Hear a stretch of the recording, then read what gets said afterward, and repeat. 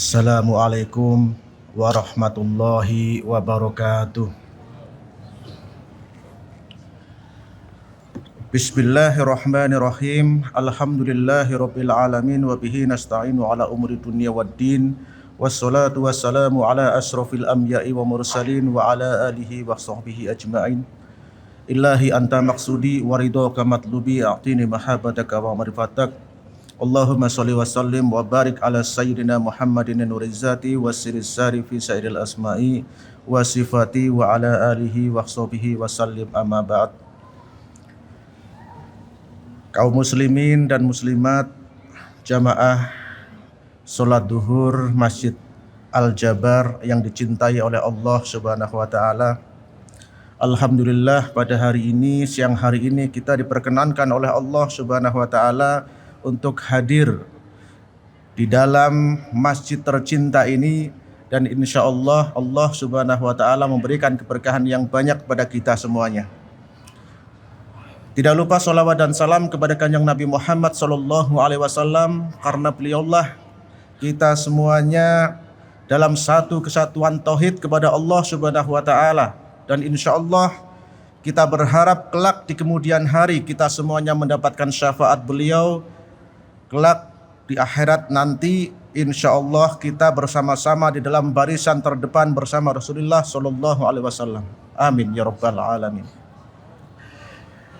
Kaum muslimin dan muslimat yang dicintai oleh Allah, apabila kita mencintai seseorang, kita pasti ada alasan mencintai orang tersebut. Salah satu contoh ketika kita mencintai orang, mencintai kebaikan dari orang tersebut. Misalkan setiap kali kita kesulitan, orang tersebut selalu menolong kita. Orang tersebut selalu memberi support kepada kita, dan orang tersebut selalu ada dengan kita. Kebaikan-kebaikan orang tersebut kita kenang selalu, bahkan kita bicarakan selalu kepada orang lain. Kita sangat mencintai orang tersebut, yang mana orang tersebut yang selalu memberikan support kepada kita, memberikan kebaikan-kebaikan pada kita semuanya. Tetapi kaum muslimin dan muslimat, apakah Bapak Ibu semuanya sadar bahwa Allah Subhanahu wa taala lebih baik dan lebih Rahman Rahim ketimbang makhluk? Begitu banyak kasih sayang Allah kepada kita semuanya. Begitu banyak apa yang diberikan Allah sampai tidak terhitung jumlahnya. Mungkin kita tidak menyadari itu.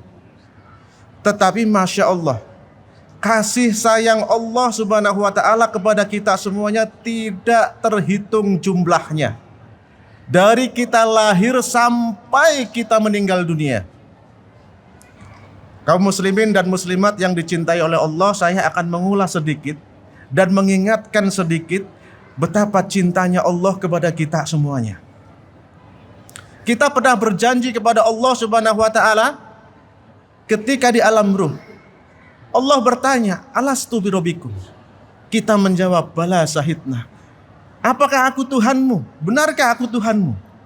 Maka kita menjawab, "Benar ya Allah, Engkau adalah Tuhanku." Kalau kita sudah berjanji kepada Allah Subhanahu wa taala, "Benar aku ini Tuhan kamu," maka kita menjawab, "Benar ya Allah." Maka konsekuensi kita adalah apa yang diperintahkan Allah kepada kita, apa yang diperintahkan Allah kepada kita harus kita laksanakan, dan apa yang dilarang oleh Allah Subhanahu wa taala harus kita jauhi. Tetapi apa begitu mudah? Tidak. Ketika Allah turunkan kita ke rahim ibu kita, kemudian kita disatukan oleh Allah dengan jasad kita. Masya Allah, ini pertemuan antara ruh dengan jasad. Umur berapa? Umur 4 bulan. Jadi kalau Bapak Ibu punya istri, punya anak, ya, di dalam kandungan, kemudian 4 bulan diselamatin, ya, itu supaya apa? Supaya kita memiliki anak yang ruhnya ditiupkan oleh Allah Subhanahu wa taala adalah ruh yang kelak menjadi orang-orang yang soleh. Ya, jadi kalau ada mungkin di Sunda juga ya, di Jawa juga, di Sunda juga. Kemudian umur 7 bulan istri kita mengandung, ya. Wanita kita yang kita cintai mengandung 7 bulan, kemudian kita selamatkan. Kita kirim makanan ke tetangga, bersedekah kepada tetangga, berharap kepada Allah Subhanahu wa taala supaya anak kita menjadi anak yang sehat, anak kita menjadi anak yang kuat dan sempurna jasadnya. Ya, jadi ada dua materi ruh dengan jasadiyah. Ini materi bumi. Ya. Nah, Bapak Ibu yang dicintai oleh Allah, kemudian lahirlah kita. Lahir kita ke dunia. Kemudian kita bergaul pada anak-anak, kita diberikan lagi informasi kepada anak-anak kita bahwa perjanjian dengan Allah masih berlaku. Masih berlaku. Kita diajarkan baca Quran, ya. Apalagi ketika kita lahir, kemudian kita diadanin oleh ayah kita. Kemudian kita dididik dengan baik. Supaya apa? Supaya kita tidak lupa lagi perjanjian dengan Allah Subhanahu wa taala. Ini luar biasa Bapak Ibu. Kalau kita melihat ini, kita merenungi ini, benar-benar merasa kita ini sangat luar biasa durhakanya kepada Allah. Nah, kemudian kita akil balik. Kita menjadi orang yang dihukumi oleh Allah Subhanahu wa taala. Kita bergaul dengan teman-teman kita. Ya, teman-teman kita, kita salah pergaulan, ya, ada maksiat, tidak ada yang sempurna di dalam hidup ini, tidak ada yang maksum dalam hidup ini kecuali Rasulullah Shallallahu alaihi wasallam. Dan kita tempatnya dosa. Kita menumpuk-numpuk dosa. Sehari 3 kali kayak minum obat.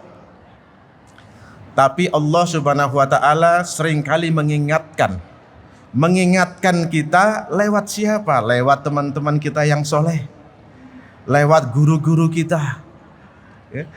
Lewat ilhamnya Allah Subhanahu wa taala. Kita diingatkan oleh Allah. Sehingga apa? Kita tobat. Ya, kita tobatan nasuha. Illahillastulil firdausi ahla walaku ala naril jahimi fahabli taubatan waghfir dunubi wa innaka ghafirud dambil azimi. Ya Allah, hamba ini gak pantas masuk surgamu ya Allah, tapi juga gak kuat, takut, gak kuat masuk nerakamu ya Allah. Dijawab oleh Allah, apa jawaban Allah Subhanahu wa taala? Ya ibadi, wahai hambaku. Bukan jawaban Allah, wahai orang-orang yang berdosa, tidak. Tetapi dijawab Allah dengan panggilan mesra. Qul ya ibadiyalladzina asrafu ala anfusihim la taqnatu min rahmatillah innallaha yaghfiru dzunuba jami'a. Dipanggil dengan kasih sayang oleh Allah Subhanahu wa taala. Wahai hamba-hambaku yang melampaui batas terhadap diri mereka sendiri, janganlah kamu berputus asa terhadap rahmat Allah.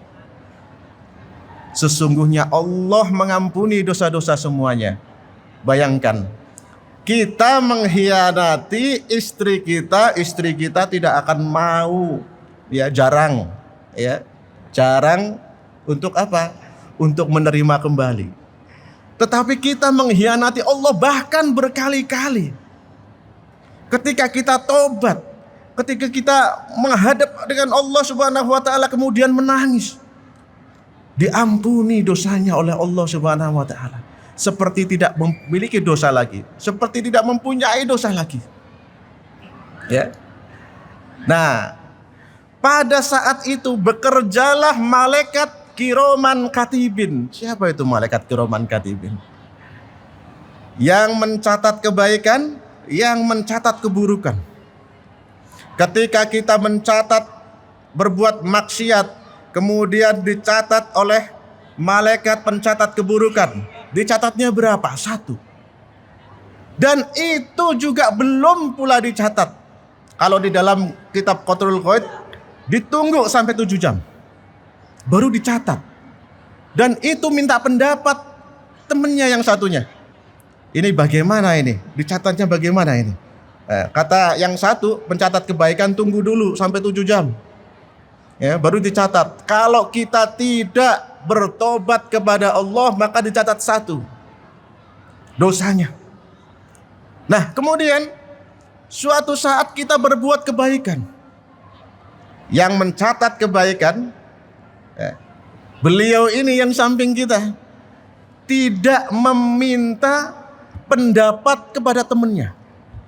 Ini tertulis di dalam kitab Daqaiqul Akbar. Jadi tidak meminta pendapat, bagaimana ditulisnya. Ini perintah Allah, ditulis berlipat-lipat. Bukan 1 lagi.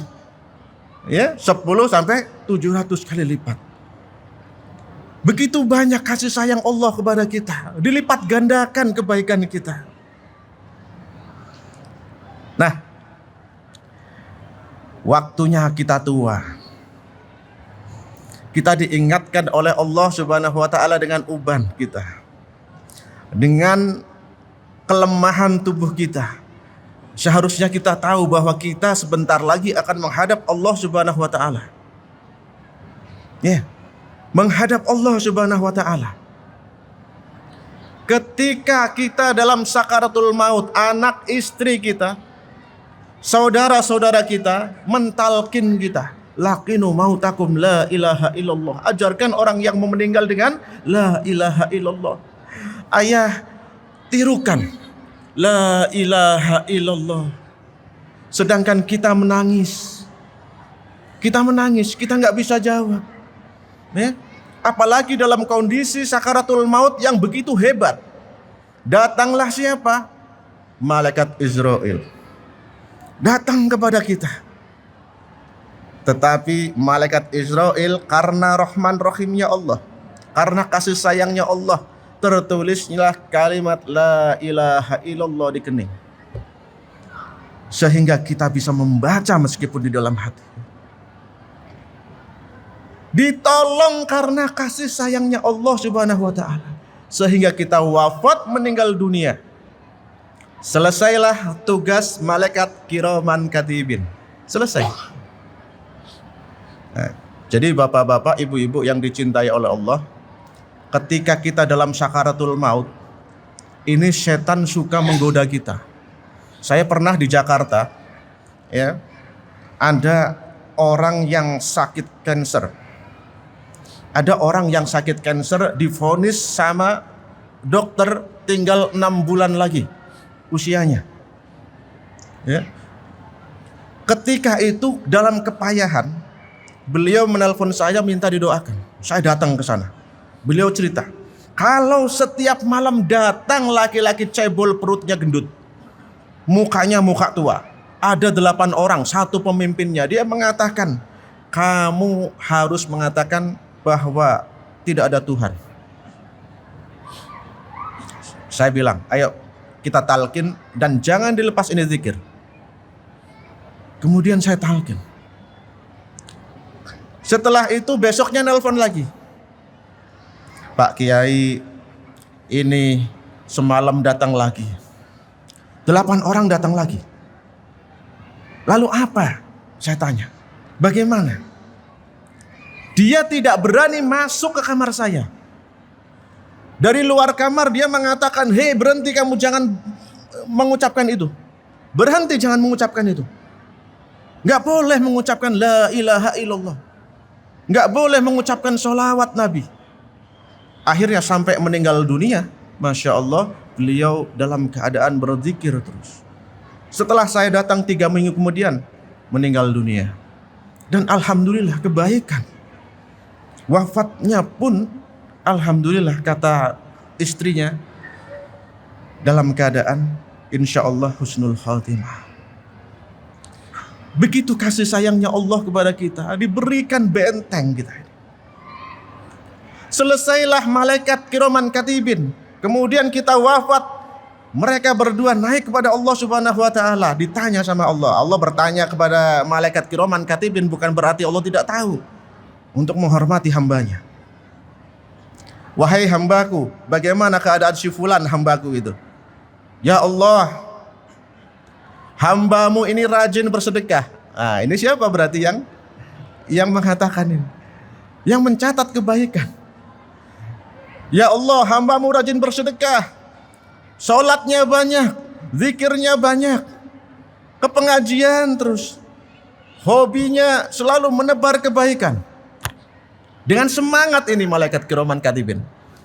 Tetapi giliran malaikat yang mencatat keburukan ditanya oleh Allah Subhanahu wa taala, wahai hambaku, bagaimana keadaan si fulan? Ya Allah, engkau lebih tahu daripada hambamu ini. Engkau lebih tahu keadaan hambamu si fulan ketimbang hamba, ya Allah. Maka mereka berdua mengatakan, ya Allah, kami menutupi aibnya. Semoga engkau menutupi aibnya pula.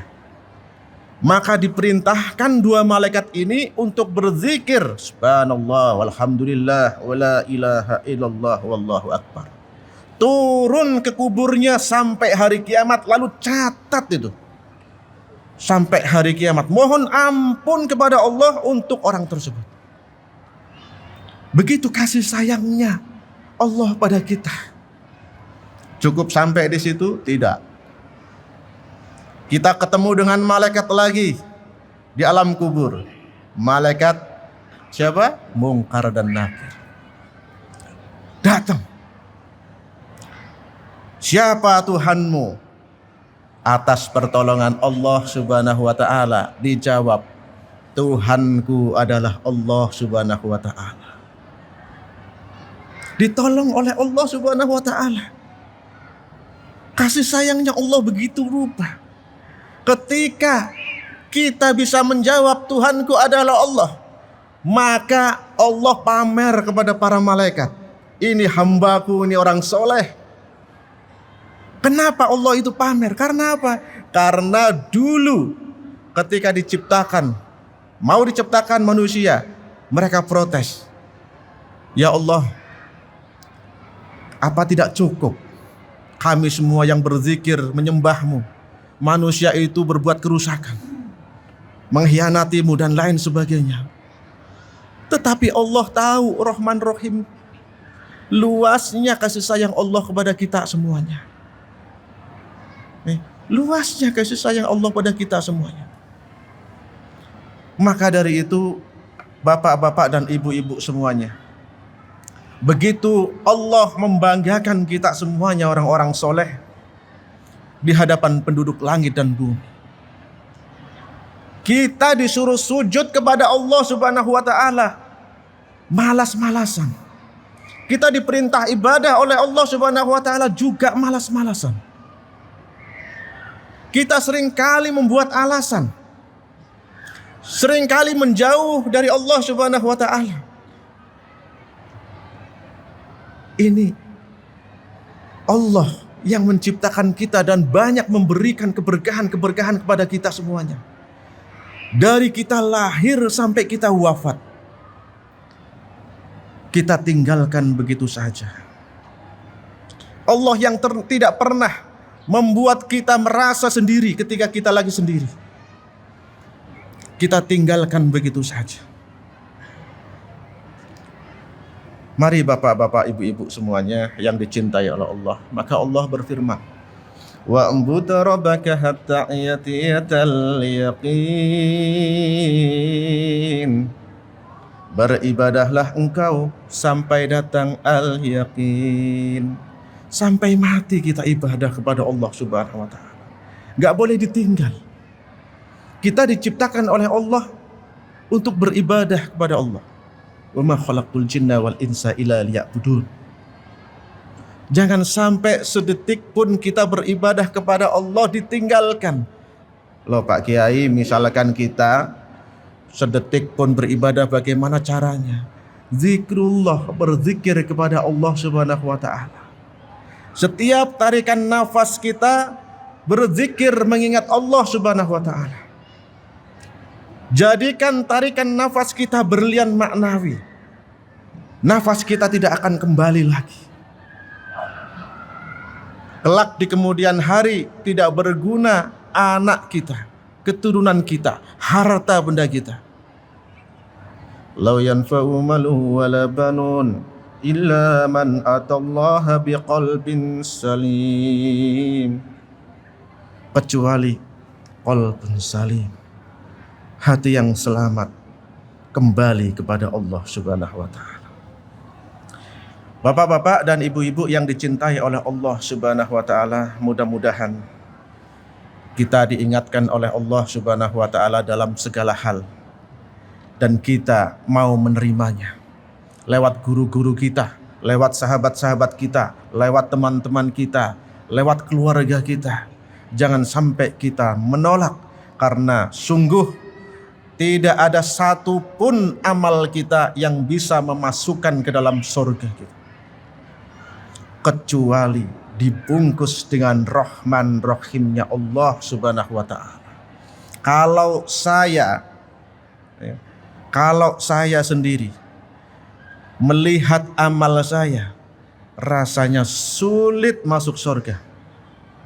Sulit masuk surga.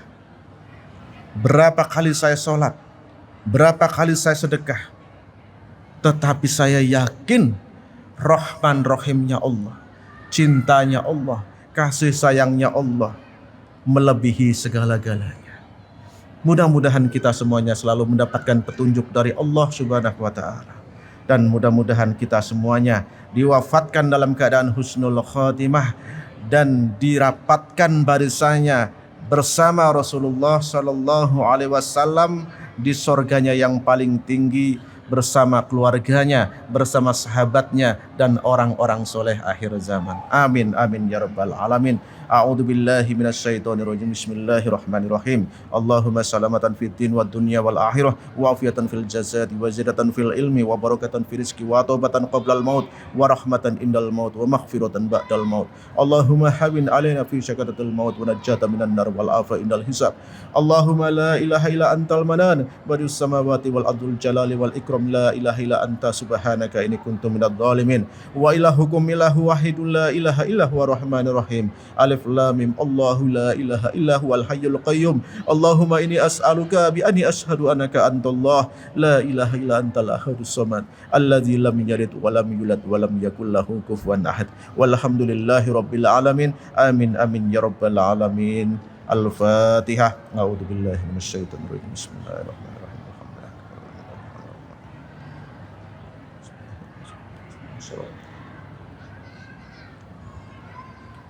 Wassalamualaikum warahmatullahi wabarakatuh.